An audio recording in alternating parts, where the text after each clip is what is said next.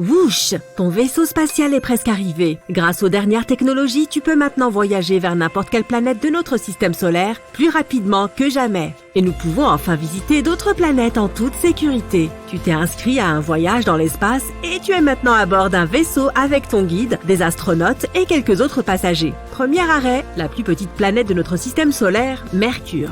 Elle se trouve à seulement à 1/3 de la distance de la Terre au Soleil. La vue va être spectaculaire. Dès que ton vaisseau se pose sur la surface solide de cette planète rocheuse, tu vois un univers sans fin. Des étoiles, des comètes qui passent et le Soleil. 3 fois plus grand que ce que nous voyons depuis la Terre. Sans aucun nuage pour gêner la vue. Il n'y a pas de lune. Mercure et Vénus n'en ont pas. Tu essayes de bouger, mais à cause de ta combinaison spatiale et de la gravité réduite, tu as l'impression d'être sur un trampoline dans un film au ralenti. Il n'est pas prudent de venir ici pendant la journée. Sur Mercure, elle dure presque 59 jours terrestres.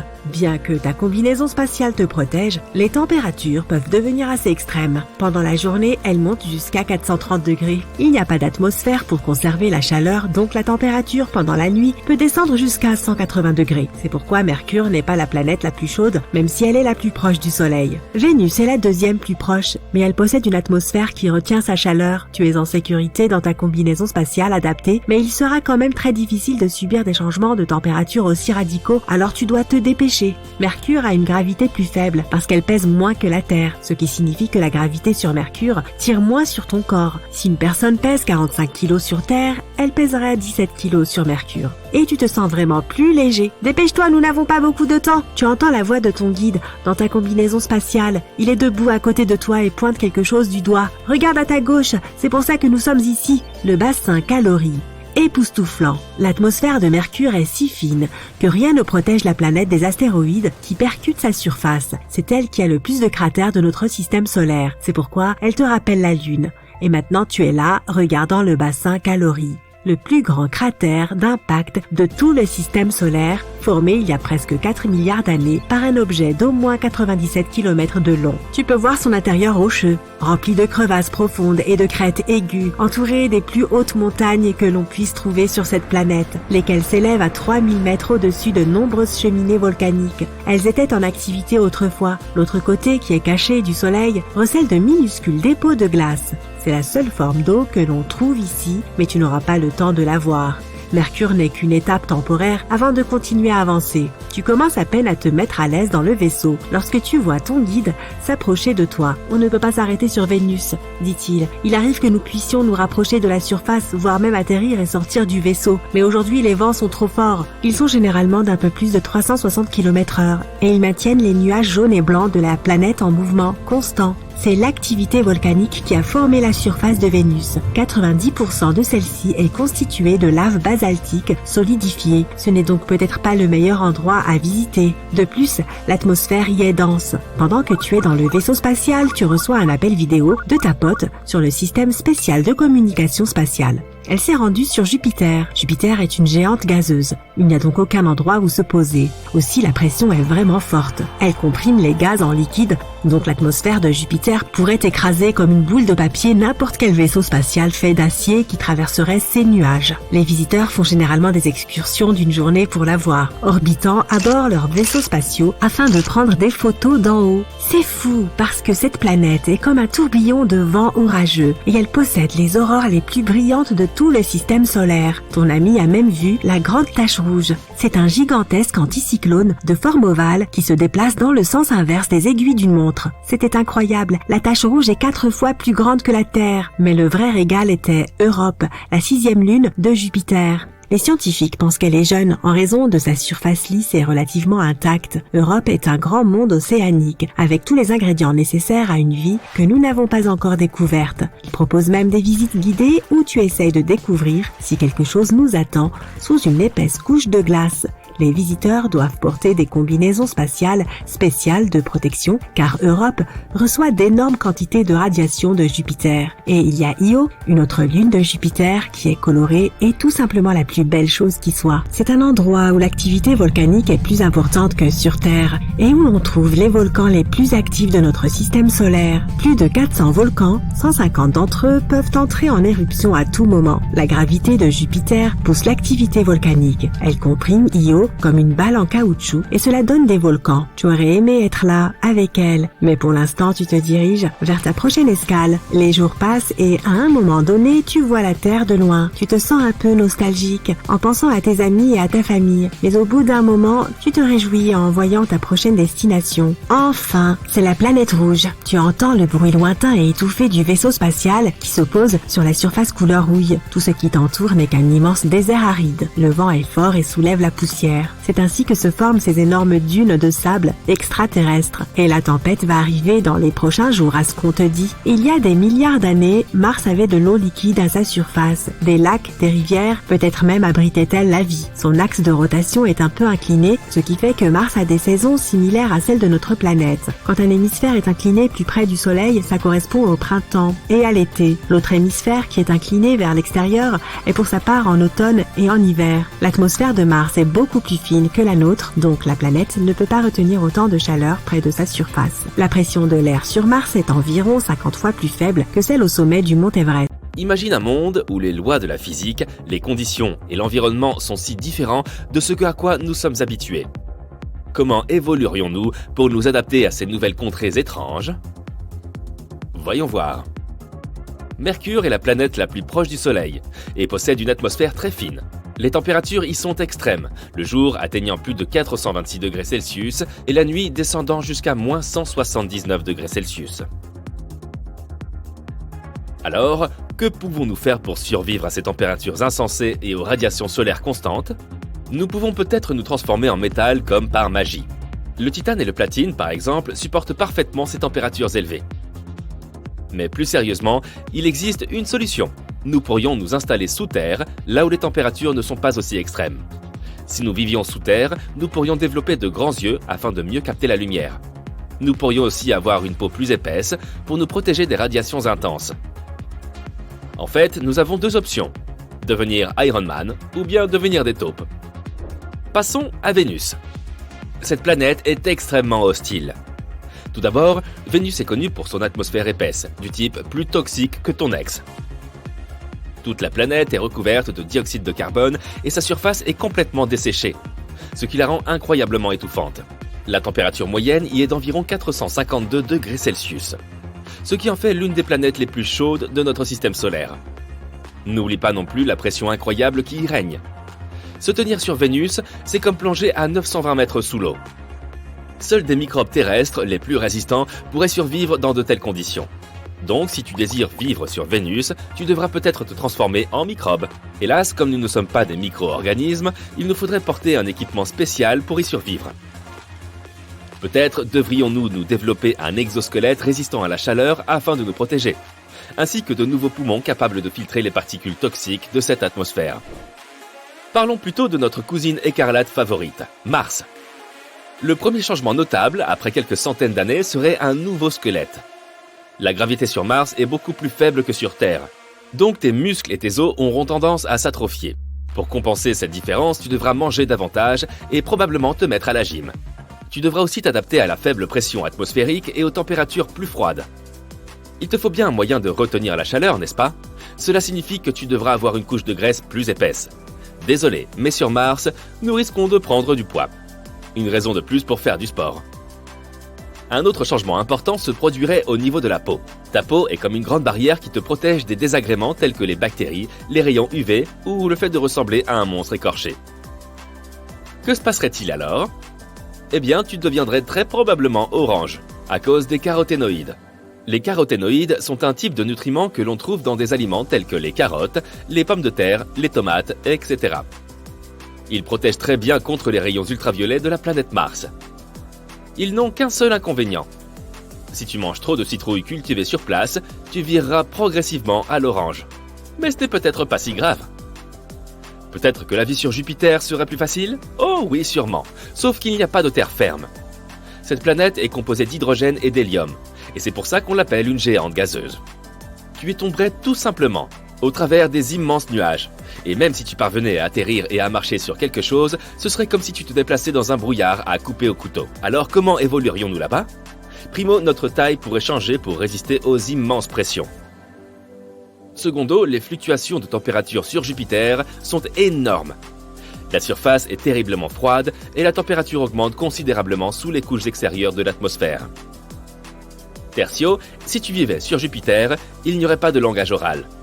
Cette géante gazeuse absorbe les ondes radio, donc même si tu parlais, personne ne pourrait t'entendre. Il n'y aurait pas non plus de musique, et donc pas de fête. À quoi bon alors ? Peut-être pourrions-nous communiquer en langage des signes ? Mais ce n'est pas si simple. Jupiter est perpétuellement agité de vents violents et de puissants orages. Il est donc peu probable que tu puisses y voir quoi que ce soit. Même si nous évoluions d'une manière ou d'une autre, notre vie n'y serait vraiment pas facile. Avant d'atterrir sur Saturne, tu voudras probablement admirer de près ses anneaux emblématiques. Mais c'est hélas impossible, car les anneaux de Saturne sont constitués d'un tas de particules de glace flottant dans l'espace. Il serait donc extrêmement difficile d'atterrir.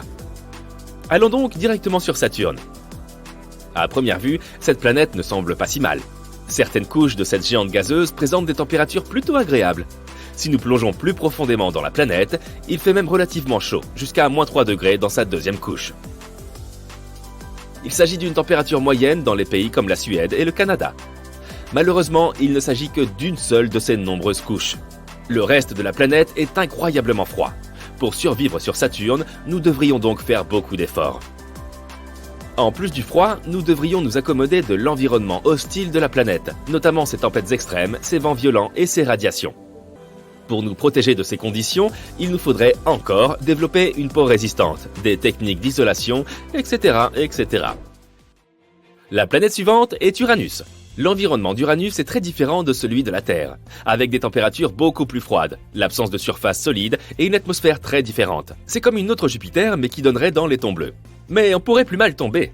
Il y a même de l'eau sur Uranus. Le seul problème, c'est que la planète regorge d'ammoniac, ce produit radical que nous utilisons pour le nettoyage. Ne t'étonne donc pas si tu y sens une odeur irrespirable. De plus, il fait incroyablement froid là-bas, comme si l'hiver n'en finissait jamais. Comment survivre dans un environnement aussi sombre et hostile ? Nous aurions besoin d'une peau plus épaisse pour faire face à ces températures extrêmes. Tu te sens bien reposé, j'espère, parce que je vais te proposer quelque chose d'un peu difficile. Ne t'inquiète pas, ça va être amusant. Tu vas visiter différentes planètes dans notre système solaire et essayer de courir sur chacune d'elles. Nous allons voir où tu fileras comme une gazelle et où, au contraire, tu pourras à peine marcher. L'homme le plus rapide au monde, Usain Bolt, peut courir à une vitesse moyenne de 38 km/h. Mais sa vitesse de pointe est encore plus élevée, 43 km/h. Malheureusement, nous ne pouvons pas tous être Usain Bolt. Une personne moyenne court à une vitesse comprise entre 10 et 13 km/h. Mais peut-être existe-t-il une planète où tu pourrais battre les records du célèbre sprinter jamaïcain. Avant toute chose, voyons ce qui affectera ta vitesse lorsque tu courras sur d'autres planètes. Pour commencer, la gravité. En fonction de sa force sur la planète que tu visites, elle influencera ton poids. Et dans la plupart des cas, plus tu es lourd, plus tu courras lentement. En outre, sur toutes les planètes de notre système solaire, hormis la Terre, tu devras porter une combinaison spatiale assez volumineuse. Sans ça, tes chances de survie seront absolument nulles. Sans oublier que les conditions météorologiques sont extrêmes sur la plupart de nos voisines. Il y fait soit un froid glacial, soit une chaleur étouffante. Et les vents peuvent y être extrêmement, et je dis bien extrêmement, violents. Bref, ton fabuleux voyage est sur le point de commencer. Attache ta ceinture. La première planète sur ton itinéraire est Mercure. En jetant un coup d'œil à ce monde par le hublot de ton vaisseau spatial, tu remarques que cette planète ressemble étrangement à notre bonne vieille Lune. Mais quelques instants plus tard, tu réalises que ce n'est qu'une illusion. Sur toute la surface de Mercure, tu vois des cratères, le résultat de nombreux impacts de météorites. Et oui, cela risque de rendre ta course sur cette planète beaucoup plus difficile. Ça est ta grosse combinaison spatiale. Oui, mais tu ne survivrais pas sur Mercure sans cette protection. Les températures y sont extrêmes. 427 degrés pendant la journée et moins 179 degrés pendant la nuit. Mais il y a une chose qui peut jouer en ta faveur sur cette planète peu accueillante. Disons que tu pèses 70 kg sur Terre. Sur Mercure, tu pèseras environ 26 kg, ce qui signifie que malgré ta combinaison spatiale si encombrante, tu pourras te déplacer beaucoup plus vite que sur Terre. Et tu réussiras peut-être même à atteindre une vitesse de 21 km/h si tu fais un effort. La prochaine planète sur ton itinéraire est Vénus, qu'on appelle aussi l'étoile du matin. En t'approchant, tu vois un monde très différent de ce que tu as pu voir dans les livres d'astronomie. Avant d'atterrir, tu dois traverser une atmosphère super dense, composée de dioxyde de carbone. Et tandis que ton vaisseau descend, tu vois passer d'épais nuages d'acide sulfurique. On dit souvent que Vénus est un peu la jumelle de la Terre, car ces deux planètes ont une taille et une densité similaires. Sur Vénus, tu pèses presque autant que sur Terre. 63 kg. Ton poids est donc un peu plus faible ici, mais n'oublie pas que tu portes cette combinaison spatiale. Malgré ça, comme les conditions sont assez similaires sur les deux planètes, il se pourrait que tu parviennes à courir un peu plus vite que sur Terre, à environ 14 km/h. Ta première impression de Mars est qu'il y fait un froid glacial. La température moyenne y est de moins 62 degrés. Même de loin, la planète a cette teinte rougeâtre. Une fois que tu as atterri sur la surface de Mars, tu comprends pourquoi. Le sol est couvert d'une poussière roussâtre. Cette même poussière, très fine, flotte dans l'air tout autour de toi. Où que tu regardes, tu vois des teintes dorées, brunes, orangées et même verdâtres. Ce sont les minéraux qui composent le sol qui déterminent les couleurs du paysage. L'épaisseur de la couche de poussière varie d'une zone à l'autre, mais la moyenne générale est d'environ 2 mètres. Et oui, cela va rendre la course un tantinet plus difficile. Sur Mars, ton poids sera beaucoup plus faible que sur Terre, seulement 26 kg. Cela te permettra d'atteindre la vitesse impressionnante de 19 km/h. En voilà un champion. Mais que vois-tu à l'horizon? On dirait une tornade. Une tempête de poussière? Il est temps de foncer. Il arrive que ces tempêtes de poussière s'étendent sur toute la planète. Les plus grosses sont même visibles depuis la Terre. Et maintenant, te voilà en face d'un autre problème. Tu vois, Jupiter, tout comme Saturne, est une géante gazeuse. Cela signifie que la plus grande planète de notre système solaire, et Jupiter est si grande qu'elle pourrait avaler 1300 Terres, n'a pas de surface solide. Il va donc te falloir imaginer à quoi ressemblerait ton sprint s'il était possible de courir sur Jupiter. L'atmosphère de cette planète est composée d'hydrogène et d'hélium. Pendant ta descente, tu contemples d'épais nuages bruns, jaunes, rouges et blancs. C'est grâce à eux que cette planète est si belle, avec toutes ses stries colorées. Sur Jupiter, tu pèserais 177 kg. Tu t'épuiserais rien qu'en marchant dans ta combinaison spatiale si peu pratique. Enfin, si tu pouvais marcher sur la surface de cette planète, bien sûr. Si tu essayais d'y courir, tu te traînerais à une vitesse comprise entre 1,6 et 3 km/h. Et comme si tout ça n'était pas déjà assez ridicule, il y a énormément de vent sur Jupiter. Et il souffle entre 322 et 644 km/h. Tu vois ces anneaux? C'est Saturne, une autre géante gazeuse dépourvue de surface solide. Cette planète est principalement composée d'hydrogène et d'hélium. Et sa température et sa densité changent au fur et à mesure que tu t'y enfonces. Si tu décidais de quitter ton vaisseau spatial et de marcher sur la surface de Saturne, tu tomberais tout simplement dans la planète. Mais vu d'en haut, on dirait pourtant que Saturne possède une surface. Cette sphère de couleur brun-jaune est entourée de plusieurs couches de nuages. La couche extérieure visible est composée de nuages d'ammoniac. Au-dessous, il y a des nuages d'hydrosulfure d'ammonium. Et la couche la plus profonde est composée de nuages d'eau. Bien que Saturne soit une géante gazeuse, ton poids n'y serait pas très différent. Environ 75 kg. La raison, c'est que la gravité de cette planète est similaire à celle de la Terre. Bam! Tu voyages plus vite que la vitesse de la lumière à travers l'espace interstellaire. La lumière de milliers d'étoiles passe à toute vitesse devant toi. Quelques minutes plus tard, tu es de l'autre côté de la Voie lactée et tu vas au travail. De tels voyages sont devenus banals depuis longtemps pour les humains, car tu fais partie de la civilisation qui a conquis toute la galaxie. Mais il a fallu près de 90 millions d'années pour y arriver. Alors comment y sommes-nous parvenus? C'est comme un jeu vidéo. Au début, nous avions une flotte de 3 vaisseaux mères qui pouvaient voyager à 500 km par seconde. Chacun d'eux avait 10 plateformes de colonisation. Un vaisseau pouvait désamarrer une plateforme et la déposer sur la planète souhaitée. Nous avions aussi 2 vaisseaux rapides qui voyageaient 2 fois plus vite mais ne pouvaient coloniser qu'une seule planète. Chaque planète colonisée pouvait envoyer un nouveau vaisseau en expédition. L'humanité a donc pu se répandre dans la galaxie en 90 millions d'années. La plupart de ce temps a été passé à voler d'étoile en étoile. Le principal problème de la colonisation est la vitesse. Année 2021, nos vaisseaux spatiaux peuvent à l'heure actuelle voler à environ 40 000 km/h. C'est une vitesse suffisante pour aller de New York à Los Angeles en moins de 4 minutes. Mais un voyage vers des planètes voisines comme Mars prend encore environ 7 mois. L'étoile la plus proche du Soleil, Proxima Centauri, se trouve à 4,2 années-lumière. Cela signifie que la lumière, l'élément le plus rapide de l'univers, met 4,2 années pour y parvenir depuis le Soleil. Il faudra à notre fusée 73 000 ans pour y arriver. C'est plus que l'existence d'une civilisation humaine avancée. Or, notre galaxie, la Voie lactée, mesure 105 000 années-lumière de large. Donc même en voyageant à la vitesse de la lumière, cela prendrait une éternité. Alors naturellement, l'humanité a imaginé d'autres moyens de voyager. Déplaçons-nous dans le futur et imaginons que nous ayons résolu ce problème. Nous avons commencé à accélérer avec des sondes microscopiques propulsées par des faisceaux laser directionnels depuis la Terre. Cela a permis d'atteindre des vitesses équivalentes à 25% de la vitesse de la lumière. C'est encore trop lent. Le problème était que rien de ce qui a une masse ne peut voyager à la vitesse de la lumière. Nous sommes donc passés à l'étude de la métrique d'Alcubierre. Cette méthode n'implique pas de se déplacer d'un point A à un point B, mais plutôt de comprimer l'espace entre ces points. Voici une feuille de papier à carreaux. Imagine que nous devions parcourir 3 carreaux pour atteindre ta destination. Au lieu de nous déplacer en ligne droite aussi vite que possible, nous comprimons ces carrés pour que notre vaisseau spatial soit au point B. Maintenant, nous les dépressurisons, l'espace est normalisé et nous avons voyagé en quelque sorte à l'arrêt. C'est comme ça que fonctionne la métrique d'Alcubierre. Elle comprime l'espace devant le vaisseau spatial et le dilate derrière sa queue. Donc théoriquement, un vaisseau spatial à propulsion d'Alcubierre peut se déplacer à n'importe quelle vitesse, même plus vite que la vitesse de la lumière. Mais la quantité d'énergie nécessaire pour y parvenir est énorme et pourrait être comparée à la masse énergie de la planète entière de Jupiter. Alors pendant que certains scientifiques travaillaient à améliorer le moteur d'Alcubierre, d'autres regardaient à l'intérieur de l'objet le plus mystérieux de l'univers, le trou noir. Un trou noir est un corps céleste si dense qu'il attire même la lumière et ne la laisse pas sortir.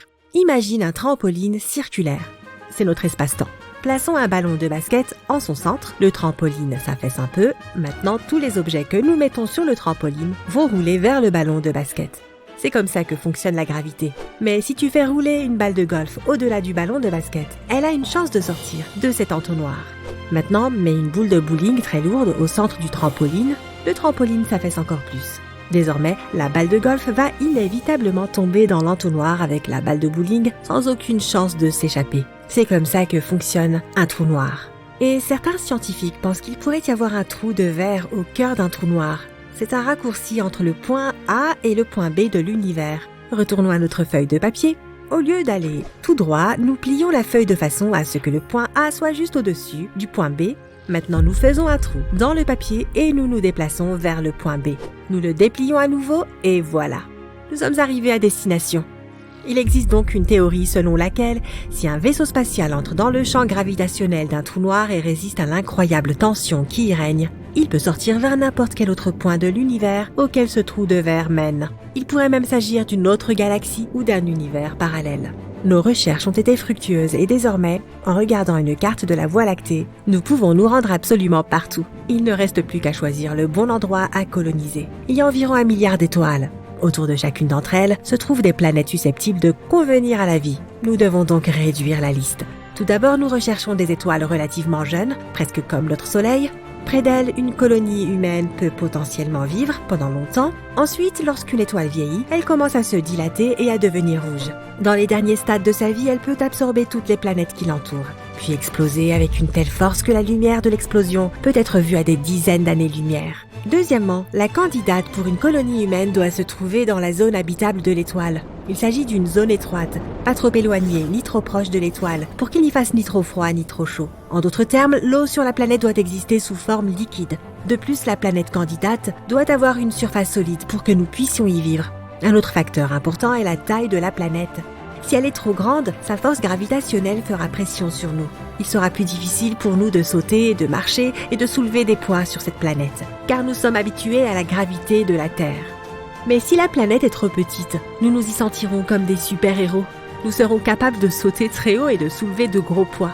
Mais ensuite, nos muscles perdront de leur tonicité et notre santé se détériorera. Nous recherchons donc une planète de la taille de la Terre. En tout, nous avons environ 100 000 systèmes stellaires qui correspondent à nos paramètres. Alors nous commençons à explorer et à coloniser. Et voici notre première cible. Nous avons nommé cette planète Nouvelle Maison. Nous allumons notre moteur plus rapide que la lumière et bam, nous y sommes. Même si cette planète répond à tous nos critères, il est encore difficile de considérer cet endroit comme notre foyer.